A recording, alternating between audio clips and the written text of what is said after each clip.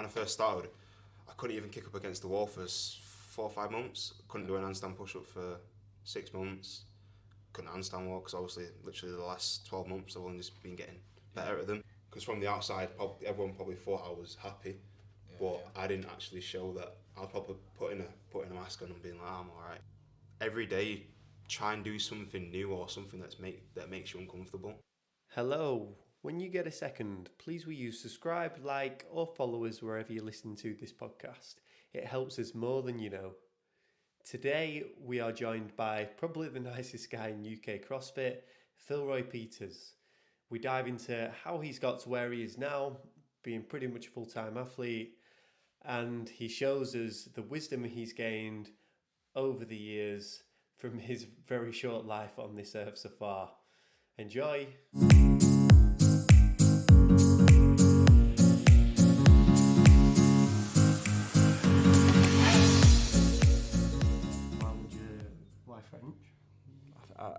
I remember quite a bit of it already, so I think I'll be starting on a good note.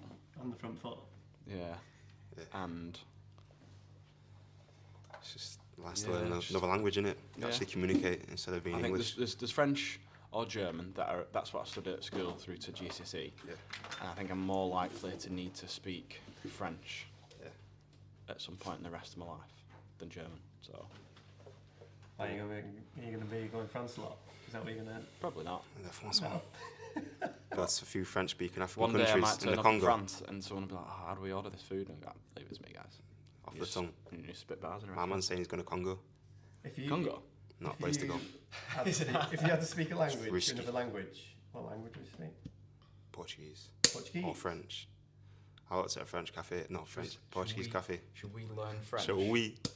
Oui. As I do.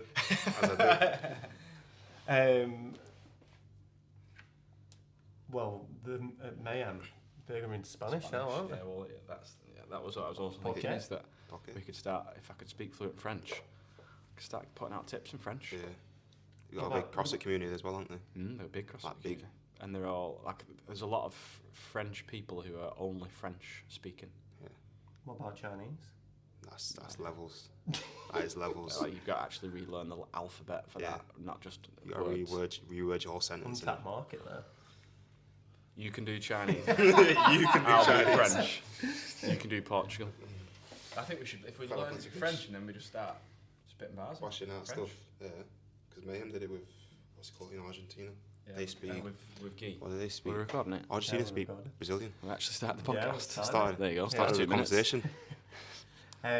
Today we've got with us the newest addition to the JST Compete team, Philroy Peters. I'm in him that. Clifton. Philroy Clifton Peters. Same on it. Yes, sir. Let's get stuck straight into it. What was it like growing up in the Peters household? In the Peters household. What do you remember when you were... When I was younger, so first memory was probably Christmas. Because I grew up with just my mum, so I never really had my dad around. And just Christmas every time, just celebrating birthdays and holidays with my brother and my mum. Growing up, we would always kind of go on little holidays around England. Yeah. A few trips, Skegness, some West, Blackpool. Your typical English stuff you wouldn't even think we'd be doing. But Mum, when she was younger, she just loved taking photos, because when she was younger, back in Jamaica, she's got one photo of when she was under 10 years old. So when we grew up, when you're young, you're I'll stop taking the photos. But for her, it was like a memory. We go through all the photo albums, there's tons of photos of when she moved over to England. Yeah. Of us, her friends and stuff like that. Literally, I'm looking through cleaning out a certain room and how many photos do you have? But it's for her, it's a memory to be able to hold on to, because when she was younger, she had one photo when she was younger. That's it. Yeah. So when did your mum move up? Because were you 6? Do I remember? 6 when you moved over from Jamaica? No, I was born in Sheffield. You were born in Sheffield? Yeah. I thought you came over. I'm a Yorkshireman. I don't know why I thought that. You're a Yorkshireman. I'm a Yorkshireman. So when did your mum move over from Jamaica? I think she was actually born in England as well. So all of her siblings were born in Jamaica, but they went back. So basically it was to help out with the whole passport and stuff being able to go and going back and forth to the UK. Yeah. But she was raised in Jamaica and she came over here to study uni. Right. I don't know the exact date when she moved over, but she was probably in her late 20s, I believe. So she moved over, all of her family moved over, because she's the youngest sibling out of, I think, four brothers and one sister. Right. So they're all in London, so Yeah. we magically moved up north. Well, she was raised in Burton-on-Trent, well, that's where she was born. Right. With all the siblings, and then went back to Jamaica. Then they all went back down south. Then one of her best mates in school, she actually started in Sheffield, and then she went back down to London. Mum moved to Sheffield and studied at uni, but I don't remember what she studied. Yeah. How would you describe like the upbringing you had then, when from as early as you can remember, like? Because to me now, you seem a very kind of relaxed kind of person, and when I think of Jamaica, like similar sort of vibes, you know what I mean? Yeah. Whether that's just like a bit of a stereotype in my mind, like, I don't know, is that what it was kind of? I feel like when I've gone back when I was younger, because I've been back like 2 or 3 times that I can remember, it is fairly relaxed, but the way my mum was brought up is a lot different to how I probably brought up. So like, for instance, there was a room that only the parents were allowed to go into, and like you've probably seen it in some old like families where the sofas that are covered in plastic because they want to keep it mint. Yeah.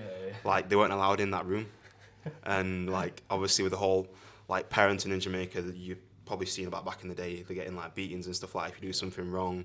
So for me, growing up, I was pretty calm, but I was like always wanting to be outside. Yeah. Obviously, when I did do something wrong, I'd get the belt out. That was like the typical thing, run away from the mum. But yeah, I was always fairly relaxed, but I always wanted to be outside, always doing sports, like with like people from school, my brother. And yeah, pretty chilled when I was younger. You and your brother are pretty close. Are you pretty similar in age? We were, my brother's 2 years older. When we was younger, we was just fighting. Like literally, that's all we used to do. I think that's just brothers though. Yeah, Isn't it? he was 2 years older, but I'd have this aggression on my brother that I'd only have with him.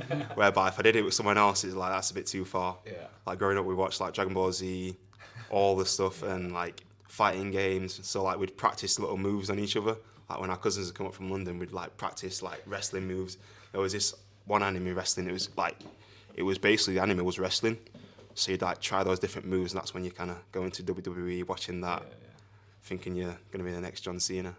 I don't know about you, but I feel like having a sibling that is a similar age does early on develop a bit more competitiveness. Like I was somewhat competitive with my brother, like more so probably on games and stuff really. Yeah, definitely. But I feel like as you grow up, that kind of spurs you on a little bit more. It's like, I want to beat. Take that into school, like, I want to beat that guy. I think it's like what you're around as well. So you're going to be.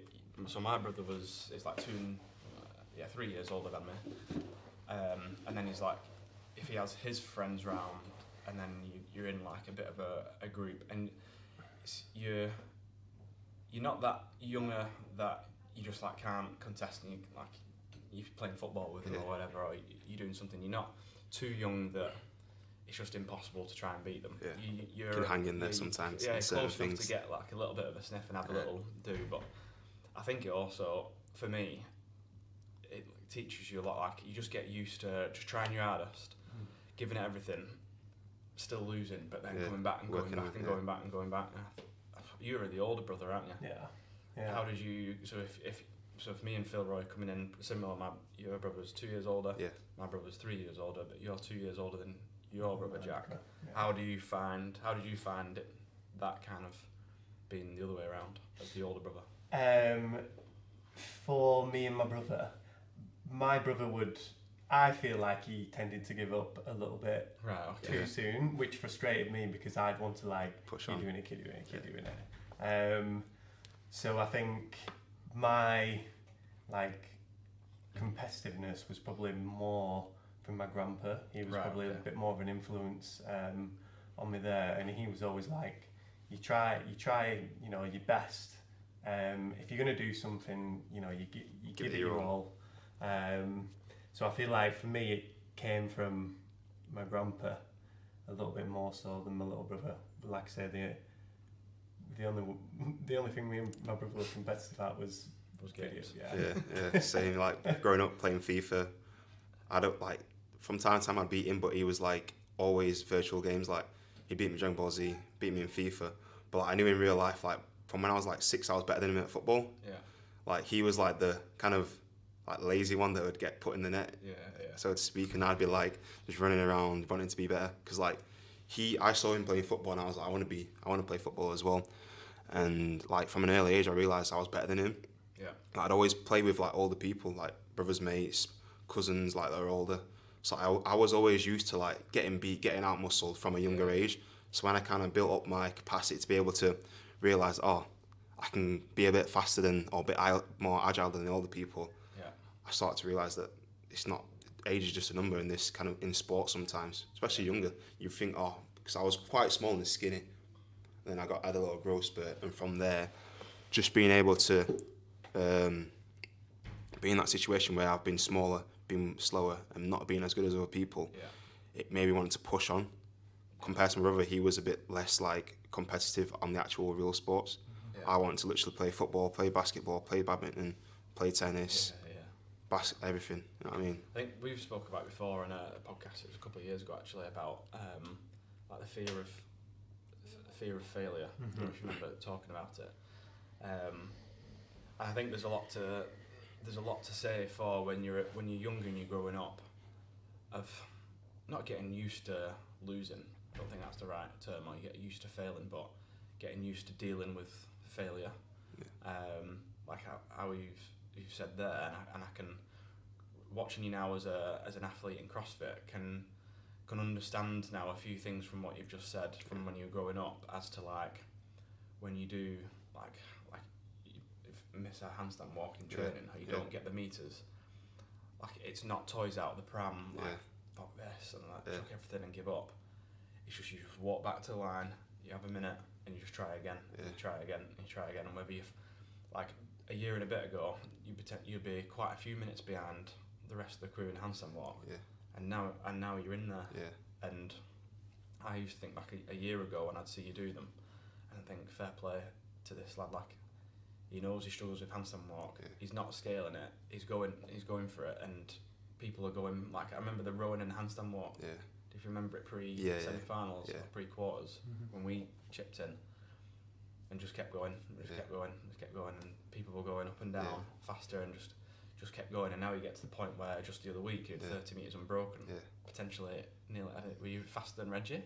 He got like a metre ahead. He was close, like he's up there, and it's just like, to think a year ago, literally 5 metres would be I'd be fist bumping myself. A lot of it comes down from just like the attitude that you've got then from like being around people that are better than you. And around people, but it's how you use that to get yourself better, rather than a lot of people could just go, I'm not doing handstand walks with these lot. Like, there's not a chance, because they'll smash me, and like I'll just look stupid.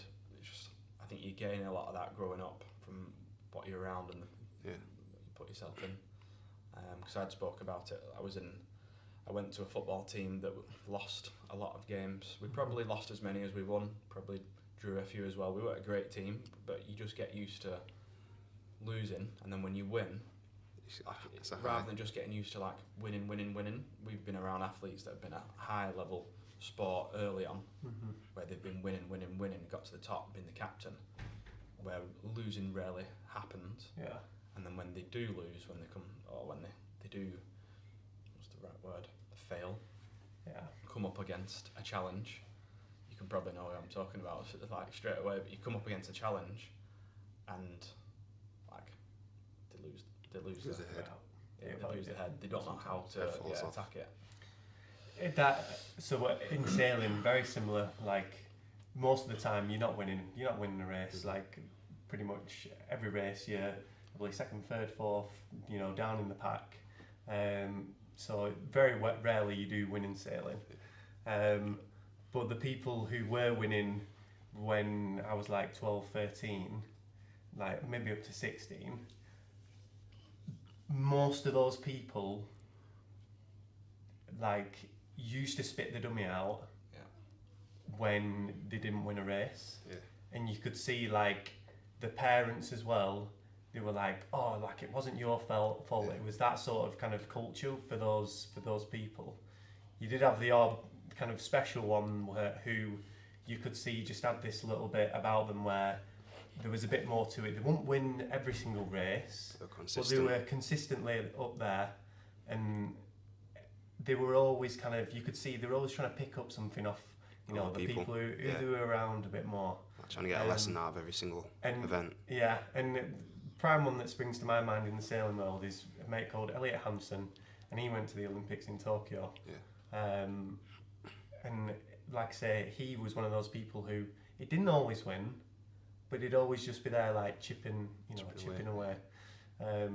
So for you, when you kind of had that growth spurt, what sort of age were you then? You went into football, didn't you? Yeah, so I started playing football from when I was like 5 or 6, Sunday League club. And we played, when I was 11, so going into secondary school, we played Barnsley, so Hands Up Boys played Barnsley, and the coach for Barnsley was like, I want you to go on trial, but along with 3 other players. So then growth spurt was about year 9, or around year 8, year 9. It was like always summer, like you get most of your sleep. Yeah, you're going out, you're knackered, had your tea, go to sleep, wake up next day, do the same thing in summer, you're like, I can't be asked to go to school. I remember that, you know, everyone came back to school in year 10 and I was like, what the fuck? Are you the same person? I'm still 4'2" and everyone just shot up. I was like, rugby season just started. Yeah, so and then I think I was 6 foot when I was 14, 15, I think. Oh, really? Just under. So I was definitely just under 6 foot when I was 14. About 72 kilos, which was quite heavy for someone in school. Yeah. Like in those kind of in a football kind of term. And then didn't even have any shin splints or anything like that. Osgood-Slatus. Yeah. And like just carried on enjoying football. Then carried on playing until I was 18. Then, so 2-year scholarship from 16 to 18, didn't get a pro after that, and then found CrossFit a year after that. So, for your mum, did she kind of encourage you to? Oh yeah, like 100%. Did she really push you into doing that? I or don't was she think a bit more kind of like, you just do what you want to? I don't think I would have even. In fact, yeah, she was one that pushed me to go on trial. Right. Okay. But back in the day, I always look back and like my mum literally drove me to every training session, every match on a Saturday. We trained Sunday League twice a week, then played on the Sunday. And even like when I used to play basketball, I played basketball alongside football sometimes. She'd always want us to do cricket, tennis, everything. Summer holidays, you're not staying at home. Yeah. You're going down to another secondary school and doing a summer camp with a few of my mates that like literally around the corner from the school. We'd walk over there about 20 minutes. She'd always want us to do some sort of physical activity because she knew like there'd be a possibility of anything. And I feel like without her, I probably wouldn't even do CrossFit, because if I didn't play for Barnsley, I wouldn't have even found CrossFit. Yeah. Like, wouldn't be at that level, mindset and physical. So like, yeah, she was one that, she wasn't very pushy. She was like, she just wanted to support me in what I wanted to do, no matter what it was. But obviously for most of the time it was football. Always like, she worked like crazy hours. Like sometimes she left work to drop me off to training. She'd always try and pick me up when she could. So she's always been like my main supporter, always been there for me, and like probably couldn't have even done anything without her. Yeah. When you got that scholarship, were you like, were you in like the Barnsley Academy, and what was like the setup like? What was it like there? Barnsley Academy. So from when I was 11, then when you get to 16, you get your scholarship or / apprenticeship with Barnsley. So training before that was Monday. You could leave school on a Tuesday for the whole day, which is why the maths got a little bit harder after that. Train Monday, Thursday from 5 till 8:30, and then Tuesday was a whole day, double sessions sometimes, most of the time, and then play on a Saturday. Scholarship side was in Monday to Saturday basically. We'd go in Monday, train Monday, we'd probably get in for like 8, then we would leave about 4, 4:30. Then if the first team had a game, like Tuesday night game, Monday night game, we'd train a little bit later and stay until 8, 9, until the game's done, go home, come back the next day, kind of thing. And then we'd have college Wednesday all day, Thursday afternoon. So it was kind of basically like a full-time apprenticeship, but from the outside, everyone's like, oh, you're sick, you're training like 2-3 hours a day just playing football. Like now we're scrubbing the floors, mopping the floor, all that kind of stuff, getting the first team kit in. So yeah. Working your way up. Yeah. So we had a conversation with the guys here at Wigan Warriors. In Wigan Warriors, yeah, they do like an education for the learners, like the 14 to 16, 17-year-olds coming through, and that's the message that they were trying to get across is that you start and you're scrubbing the change rooms, or you're doing the jobs that like you have to work your way up, rather than just like straight into playing for like a job, or straight in the first team, or like you have to earn your and I feel like for some people, like in our team, some people just couldn't bother to do that kind of stuff. Like they've probably never done it at home as well. Probably got the bed sheets changed, washing done all the time. But like you could see the people in our team, the first year and second year scholars, that were like, jobs just got to get done. When it's done, you can go. So when you missed out on the, on the first team or progressing from the academy, like how did you feel at that point? Was it kind of did you feel like, were you gutted about it? Were you just kind of, very accepting of it? Were you, what was your... So for the first year I was like buzzing, because being a first year, so there's first year and second year scholars, being a first year, starting the first game of the season, I was like playing right back. I was like, I'm doing bits here. And then the next game, I think I played the next game, but the game after that I might have either got dropped or injured. So the last 2 years of my scholarship I was injured more than I was actually playing. And you think over 2 seasons, like mentally, mate, I was just drained, and like I knew not. So there's a few players that get put into the under 23 squad, under 21 squad, and the first team manager's trying to push them on. I never played in that position, so never got put in that position. So I realised from quite an early start that it's probably not going to dwell well, like progressing in football or at Barnsley. Few injuries and stuff like that, and mentally I just wasn't in a happy space from football, politics side of that. But I always accepted that there's a reason why these guys are getting chosen. Like, they're better than me. Like, two of my best mates were two centre-backs that got put onto the under-21s. They were better than me, they performed better on the pitch, so I always accepted that. And from then I just said, I'm not making any excuses for anything. Like, there's always people around you making excuses. Like, the excuses you're making, you can change that, you know what I mean? And then moving from then, I kind of accepted that I'm probably not going to play football anymore. Got a few offers from like Sunday league clubs or like non-league clubs, and I was like, went to a training session, I was like, my head's not in it anymore. I enjoy the training side, but if I'm not surrounded by people that are the same mentality, like going out to drink after, that kind of stuff. Like if you're in a team, you want to be promoted every bloody season, in a way. I just don't want to carry it on, so. It's interesting, it's good, the level of responsibility that you've had on your own, like your own actions and your own performances then. So what age were you there, like 18? 18 when I stopped playing. And that's like one of our, what we say is like one of our core values at JST Compete is like you take responsibility.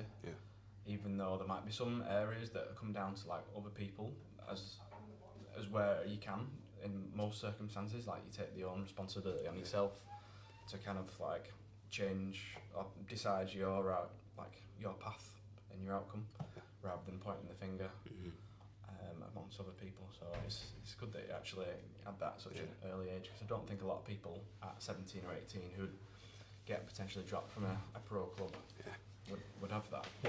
I think the other one is humility as well. Like you said, two of your best mates were centre-backs and they got put into the under-21 squad, or if you weren't getting picked for games, like, accepting that, they're being chosen for a reason, like, you're still probably backing them and still giving them support as well. Definitely, Can't be sour on their success, can you? Yeah, but where did that come from?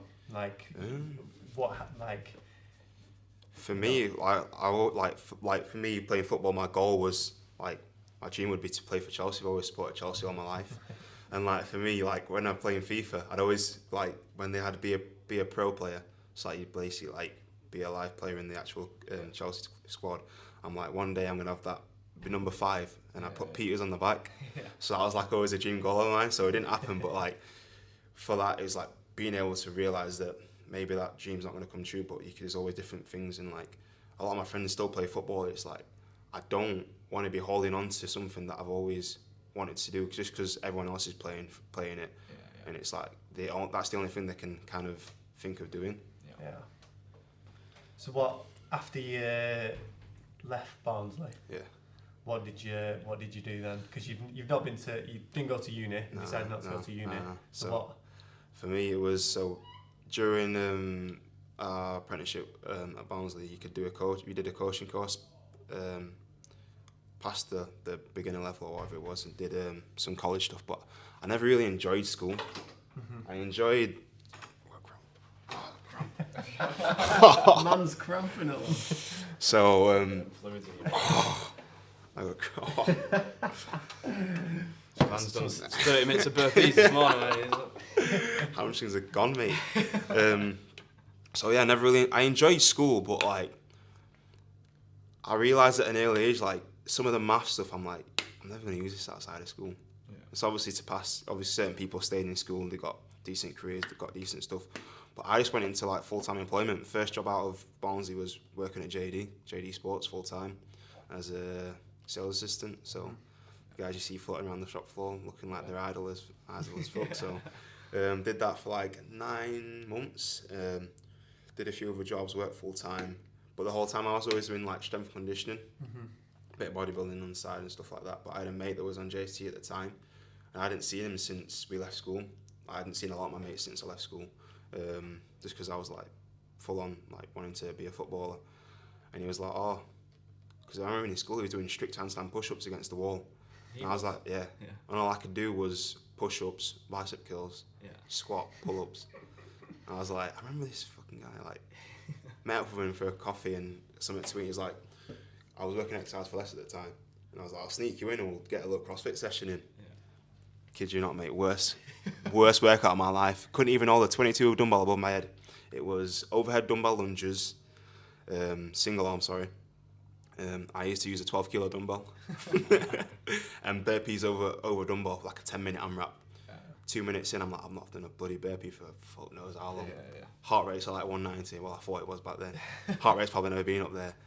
So, dabble into CrossFit, and then saw JST on YouTube because I think one of my mates, Dan, told me about Taz going to the games as a teen, and then Craig Ritchie put a video on YouTube about you was all training at a big training day. I was like, I fucking want to get in on this.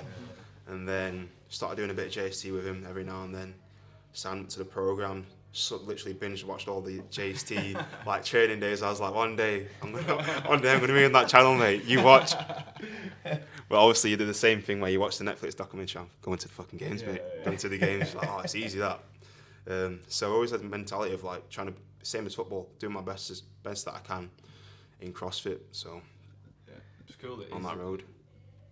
JST is his first like introduction into to CrossFit. I don't know how many people who are on the program can say that. 'Cause I think most people they'll get into CrossFit, they'll join a gym, they'll do some classes, and then or they'll be floating around doing bits and bobs, and then they'll gradually progress and maybe sign up to JST like further down the line. But you've just gone week one, boom, on the program. And I used to like see like Shrunky and you put workouts, and I'm like, screenshot that, put it in notes, and I'll do that workout one day when I can actually do a muscle up, or when I can actually do a handstand push-up, you know what I mean? So it was always like, it's kind of like idolising certain people, like for instance you two, Shrunky, Reggie, being like, they've done that workout one day and want to be able to get close to that time, or even be able to just snatch that barbell, you know what I mean? It's cool that. It's cool to like hear that we've inspired a few people. And now he's here, training. I know. Moving to Wigan in officially in 9 days. 18th, hopefully, if they accept me. Training here full time. They're not accepted you yet. They've accepted me, but they're doing some research. See what happens. Some research on the boy. But then here, working as a coach. Working for the boys. For the squad. All the way up. Yeah, man. I feel like it's probably, I'm going to turn this to you now. Yeah. What made you want to make Philroy a part of the team? I think the first time we met you was when we did Utopia. Super Saturday at Utopia at Sammy's gym. I remember you shared about it. I feel like I'd met you before there at some point. I think I just knew of you for a long time before then.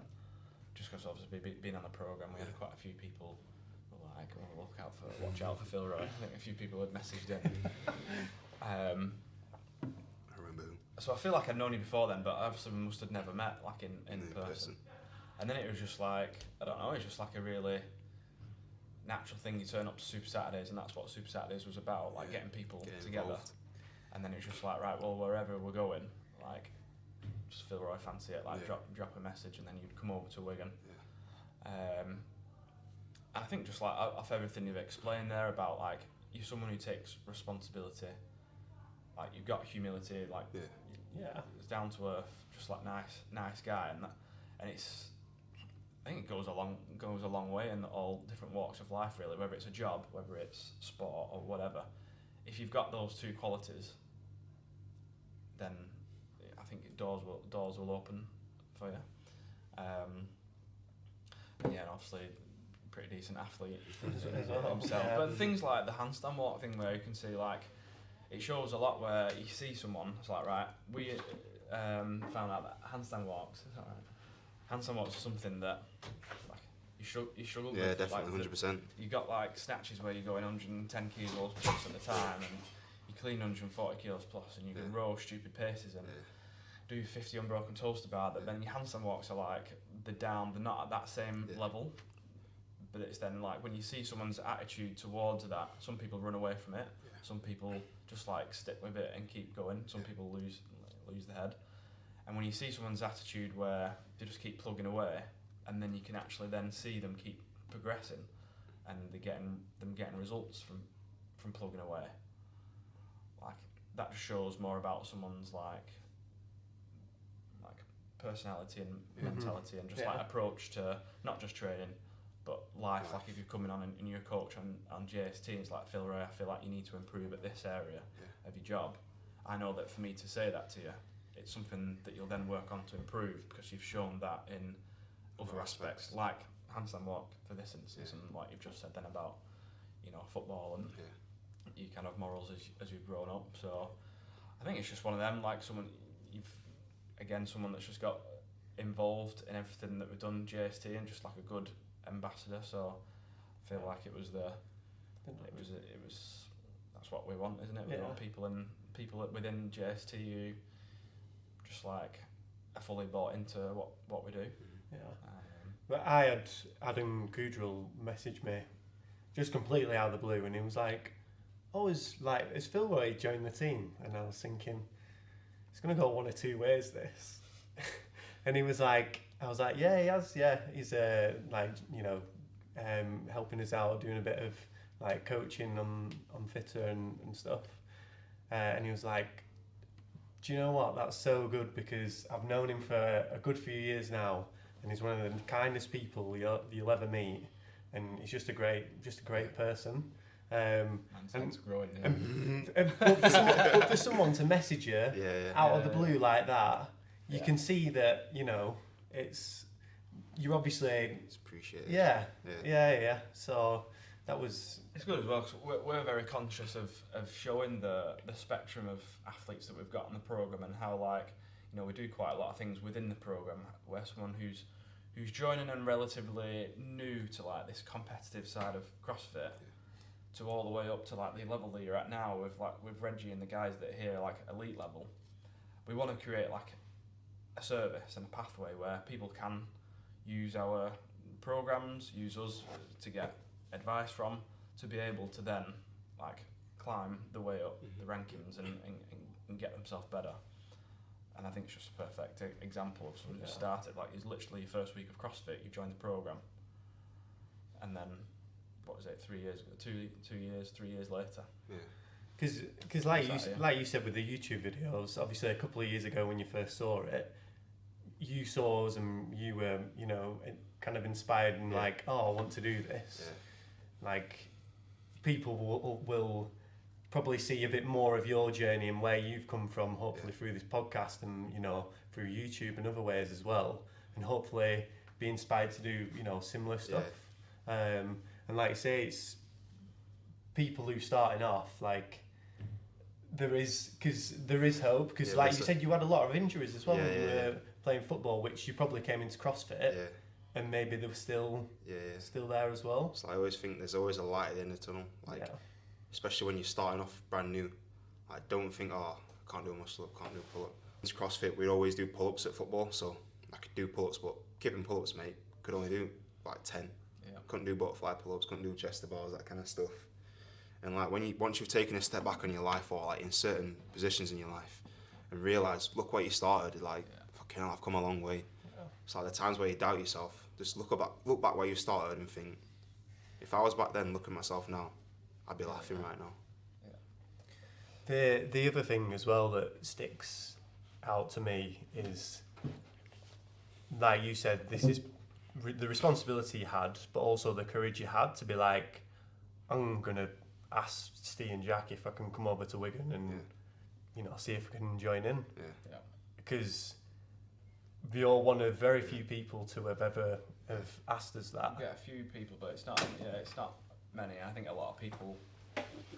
So again, why we do the Super Saturdays, why that's developed into regionals to create that platform for people to be able to then go and train with train with Reg, train with us, train with people that are down south, like to train with these higher level athletes.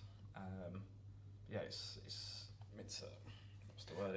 Were you scared? Were you scared? Mate, when I came down, I remember messaging Steve and I was like, my train's delayed. So I was at the train station, freezing cold. Like, I think the train was like 6:30. I was gonna get here at 8:00. Early bird catches the worm. I was like, I'm gonna show him I'm the one. Train got delayed, and then he rocks in. I'm like, sat down at force. And Reggie, first time I've seen Reggie or anyone. I met both of yous, but no one else. And I'm like, my heart just started racing. And Reggie's like, joining with us today. I was like, yeah, man. He's like, I've got some rowing to do. I was like, come on then. So literally, the ice got broke from the start. Like, you can tell, like, with certain people, once you just be yourself. Yeah. Don't try and act up. Don't try and be shy. Just literally be yourself. Like, I was a bit quiet at the start because obviously around new people, you're gonna be a little bit quiet. But literally after that first week, I just felt at home, like normal conversations. I think I noticed that a lot in people, and I think it's because it's something that I always used to do myself, and probably still do myself now. Is when you're going into these new environments, like I'm usually the one that will just sit there and like probably not say anything for probably a lot of the time, but I'm not saying anything because not that I've not got anything to say, but I'd rather sit there and like learn from the environment, analyse things and like sponge it all in, and then like deal with that information and rather than just like jumping straight into a new environment and then like trying to like fit in, just sit back and gather your thoughts, gather things and just like take on and just like assess the environment a little bit.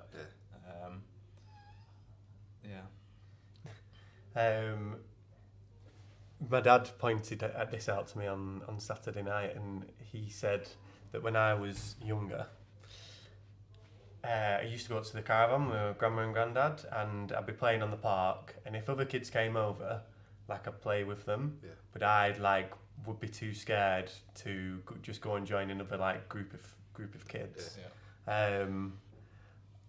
For me, I've always tried to work my way into like a situation that I want to get into by just getting my head down and working hard. So as an example of where that then paid off was at CrossFit Philroy, when I was like, I'm going to put myself in that position and I'm going to do what I do and see what kind of happens and see if anyone comes over. And then Phil was like, oh, do you want to come down to JST? And then it kind of opened opportunities up for me that way. And I feel like for yourself, you probably, I don't know if you're similar there or not. I feel like you're a bit more maybe outgoing than what I was, but you get your head down and you do the work and you let the kind of results. Say like when I was younger, I'd always want to be involved with everyone, like no matter what you are, like in school, probably like the smarter people. I was like mixed between the smarter people and the not so smarter people, the kids that I'd mess about, kids that literally top button done up, tie done, always had shoes on, that kind of stuff. So I always wanted to be kind of understanding of everyone, no matter who they are. Well, like when I was younger, I was pretty shy when I was younger, to be honest. If I didn't know someone, I'd shy away from them. But like if we were like playing a game after that, sound out, you know what I mean? I think it's interesting. So like, what would you? So someone who's someone who's new on the program's listening now, that they've been on the program for like a month or so, and they've got aspirations to get themselves as high up in CrossFit, competitive CrossFit, as possible. Just like what would you? like they're on JST, what would you say? What's your best advice for them?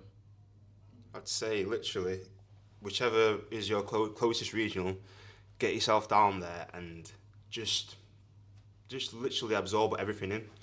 You'll probably see different types of athletes, and you'll like make yourself realise that, or even ask them how long they've been doing CrossFit. Yeah. Like for a lot of the time, I'm quite a visual learner, so I was like Netflix, YouTube stuff, all that kind of stuff. Just try and soak in as much as possible, because for me that's the best way I learn. And then a lot of recording yourself, like send them into the chat, because like I don't feel people use the JST Compete on the fitter as much as they could. There's like you notice when people are like asking for tips, asking for help, and just like finding out other JST athletes that are around you. Like kind of luckily in a way, I was able to train with a mate a lot of the time, but majority of my training before that was on my own. Like you said with the handstand walks, when I came here, realised I was pretty bad at handstand walks. I was coming last all the time. I was like, finished that workout, I got home next week, I was like twice a week on a handstand walk. Because I went back home, I train at JD Gym, so commercial gym, but quite a decent function area. But I was like, every day, like, I've done my handstand walks today. Second time in a week, I've done my handstand walks. Once it's done, boshed off. And I'd always, at the start, it was literally just do 5 sets of 10 metres. And after that, I built 10 sets of 10 metres. And over time, you kind of getting in that 100 metre volume in twice a week. And just being able to like soak everything up. Yeah, that's good. You're definitely a very curious person as well. Like you said, be curious, go to the events. An example of yourself was when we were in Miami, where you just kind of went for a walk around, like you wanted to explore, you want to see, what you can do, what's out there, like what is it that's going to benefit me. I do think that is a really good value or characteristic to have, to pick up things. And it might be useful, it might not be useful, but at least you've seen it, and then you can make a decision, what you want to do with it from that point as well.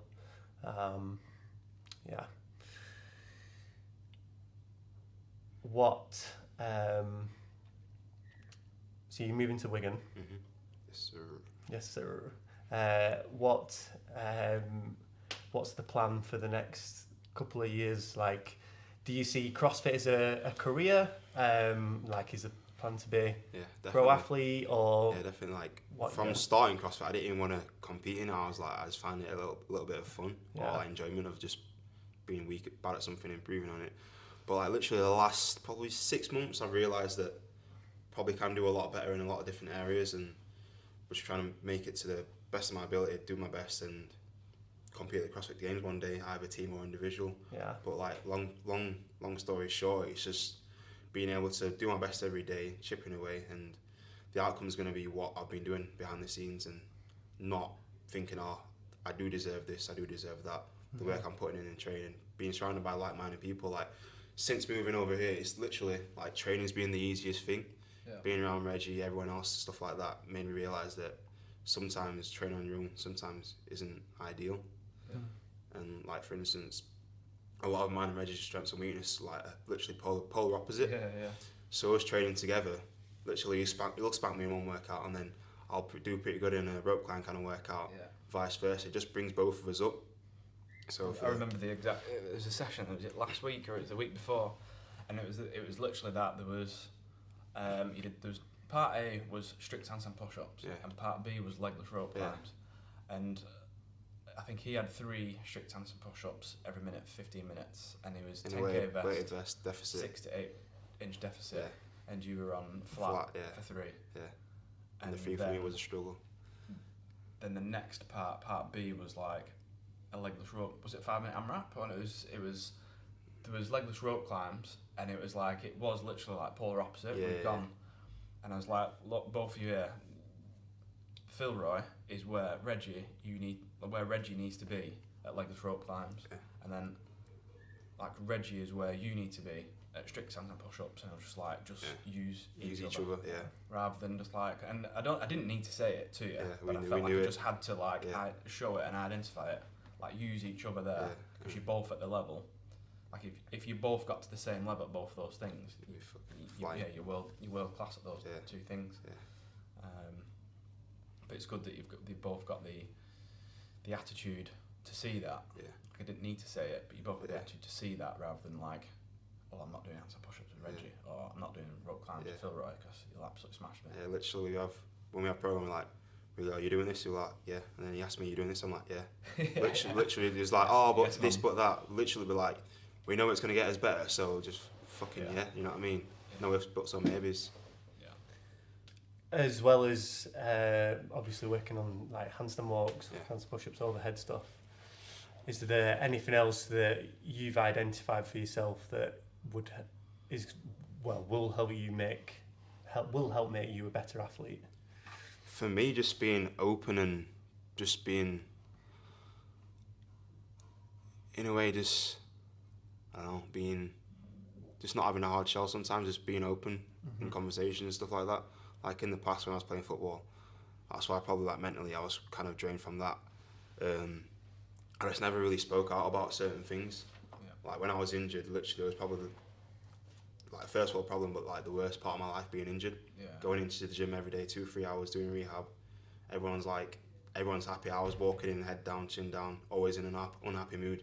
So like trying to just have normal chats with people, like stuff that's going on outside of training. Because from the outside, everyone probably thought I was happy, but I didn't actually show that. I was probably putting a mask on and being like, I'm alright. Yeah. So when I ask you how you're doing that, I'm alright. You know what I mean? Yeah. For us as coaches, is there anything that you can tell us that would help us potentially identify that? Like when you think back to when you were injured, like at Barnsley, like. Just like I feel like being genuine, which both of yous are. Like back in when I was playing football, last 2 years, like I don't think like the coaches were genuine. A lot of time it's like say one thing and then behind your back they're saying another thing. Yeah. Whereas with you two, literally straightforward. I'll have like decent laughs with you, but then when it's serious, we're serious. You know what I mean? Yeah. It's serious. So just being able to understand each other. Yeah, just transparency is probably the word, isn't it? Like across, and I think it's something that we try and make sure that we are with everyone as much as possible.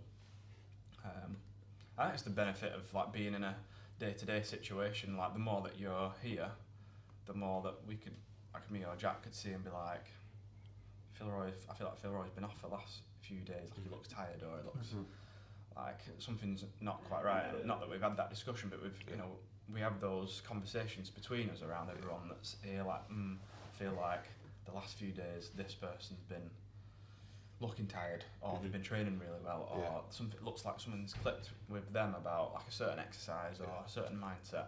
And I think that's one of the best attributes, one of the best things that we've got now that we're all here in a gym day to day. Which you could have the best coach, best online coach, remote coaching thing in the world. If you're 100 miles away, you're 100 miles away. Like you don't see the facial expressions, the body language, like in between sets. Yeah. And I feel like that's like probably the biggest positive of us having this gym. Yeah. And I feel like the training days that we've been having as well, like it like builds that community of everyone's like certain days where maybe like probably everyone's feeling sore, but because both your eyes are on us, and like you've got to smash this workout to the best of your ability, obviously, like. The kind of soreness and the mental fatigue goes away on that session, and everyone's just in that zone, and they know this session is going to build them up for the future days where you're probably not even feeling as sore, but you got to be at this intensity and a little bit more. Those days of like really shape, like I probably really enjoyed it. Obviously, probably the harder days, but having everyone kind of suffer together in a way, and just being able to realise that everyone's in this boat together. What would you say is the greatest setback you've had since, not just in CrossFit, but in football, that you feel like you've learned from? Greatest setback is probably realising that I'm not going to make it as a footballer. Like learn a lot from that. Mentally. I've got I know a lad who's in a similar position right now to that, and I'd like to clip this part of I'll send the whole thing, but I'll clip this part out and send it to him. So someone who has, let's say, not made it as a footballer, like, if you could look back at how you dealt with that, whether you did it in the right way or the wrong way, like what advice would you give to someone who's like been given that setback, and how is the best way to like keep perspective and overcome it? So for me, I'd say if you want to carry on playing football, do it because you love it. Do what you love, and if you realise that you don't actually enjoy it, find something that you probably always wanted to do. Maybe it might not even be with sports.